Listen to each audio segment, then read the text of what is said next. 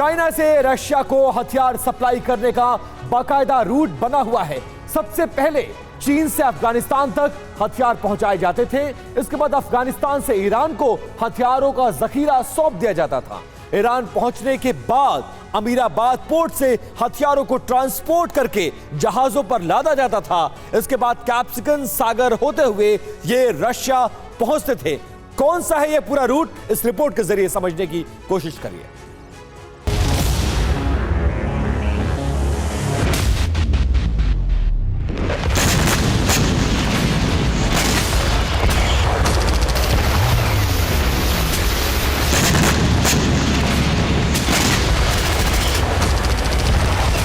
चीन अब तक यही दावा करता आया है कि चीन की प्राइवेट कंपनियां सैनिकों के काम आने वाले जूते, विंटर सूट, हेलमेट और दस्ताने जैसी चीजें ही रूस को सप्लाई कर रही हैं।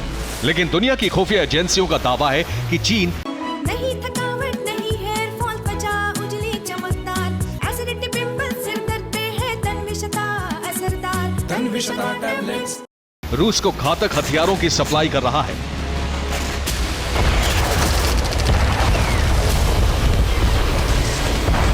ब्रिटेन की खुफिया एजेंसी MI6 के प्रमुख सर रिचर्ड मूर ने इस बारे में बयान भी दिया है।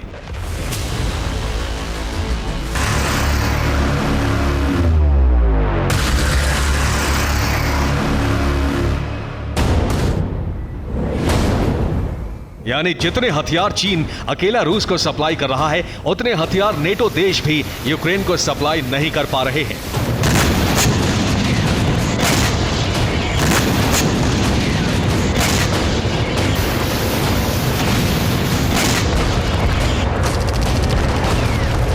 चीन से हथियार सप्लाई की खुफिया खबर मिलते ही अमेरिका ने चीन के खिलाफ घेरेबंदी तेज कर दी है।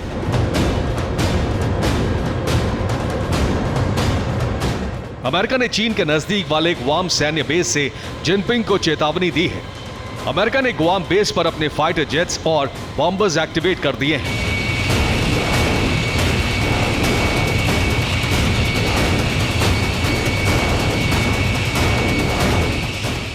अमेरिका और उसकी सहयोगी फोर्सेस ने गुआम बेस पर एलिफेंट वॉक किया।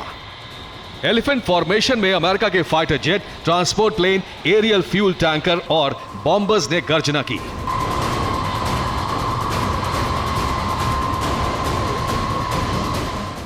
उन्नीस जुलाई को अमेरिका ने गुआम बेस पर सैन्य गतिविधियां तेज की तो इसी दिन रूस और चीन ने सी ऑफ जापान में युद्ध अभ्यास शुरू कर दिया। अब रूस और चीन को जवाब देने के लिए प्रशांत महासागर में 22 जुलाई से अमेरिका और ऑस्ट्रेलिया का महायुद्धाभ्यास शुरू हो रहा है।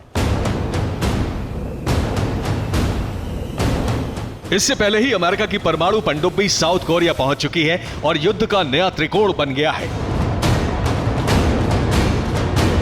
अमेरिका की बढ़ती सैन्य गतिविधि देखकर पुतिन और जिनपिंग के इशारे पर किम की राजधानी से एटमी खतरे का बयान जारी हो चुका है।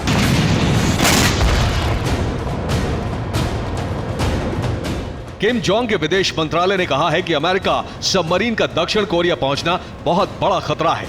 अमेरिका के इस कदम से युद्ध शुरू हो सकता है। नॉर्थ कोरिया अब परमाणु बटन दबाने को मजबूर हो सकता है। यूरोप युद्ध का कनेक्शन एशिया से ऐसा जुड़ा है कि यहां से एटमी बवंडर शुरू होने का खतरा है। रेडिएशन फैलने के पीछे एक डर किम का परमाणु परीक्षण भी है। किम जोंग पुंगये री सुरंग में भूमिगत परमाणु परीक्षण करने वाला है। 2017 में किम ने पुंगये री सुरंग में परमाणु परीक्षण किया था। तब भूकंप के 20 झटके आए थे। इससे सुरंग कमजोर हो गई थी।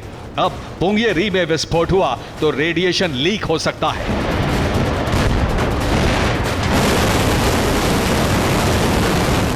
यानी यूरोप से लेकर एशिया तक परमाणु खतरा मंडरा रहा है।